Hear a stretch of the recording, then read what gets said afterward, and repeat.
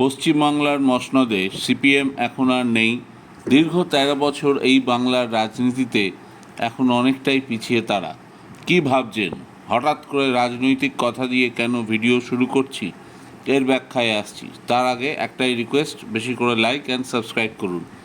ঘটনা হচ্ছে, Mohun Bagan super giant দলে এবার ৩ বিশ্বকাপার একসঙ্গে খেলবেন আপফ্রন্টে। জেসন কামিংস, দিমিত্রি পেত্রাতস এবং ম্যাকলারেন, অর্থাৎ সিপিএম। ইনিশিয়ালগুলো বললাম।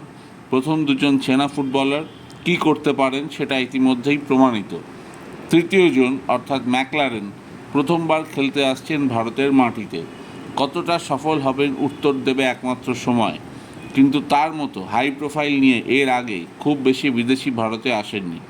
অস্ট্রেলিয়ান লিগের সর্বকালের সেরা গোলদাতা, 5বারের গোল্ডেন বুট উইনার, মেলবোর্ন সিটির কিংবদন্তি, এগুলো সকলেই জানেন, নতুন কিছু বলার নেই।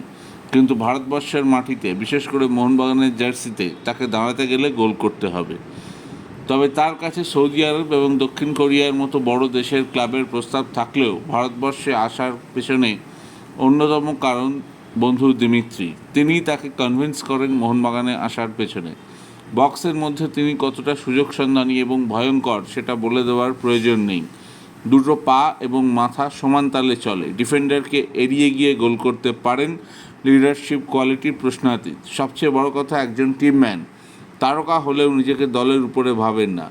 আগামী 29শে জুলাই মোহনবাগান দিবসের দিনেই শুভ জন্মদিন এই জেমি ম্যাকলারেনের। সেদিনই কলকাতায় মোহনবাগান মাঠে সমর্থকদের সঙ্গে মিলিত হবেন তিনি এবং গোটা দল। পাশে আছেন পেট্রাতস এবং কামিংস। এটাই হচ্ছে মোহনবাগানের সিপিএম।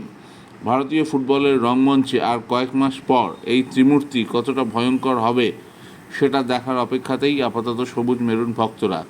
সিপিএমের জ্বলে ওঠার অপেক্ষায় মোহনবাগান বললেও ভুল হবে না বোধহয়। তাই আপনাদের ভালো লাগলো কি মন্দ লাগলো কমেন্টস করে জানান। ধন্যবাদ ভিডিওটি দেখার জন্য।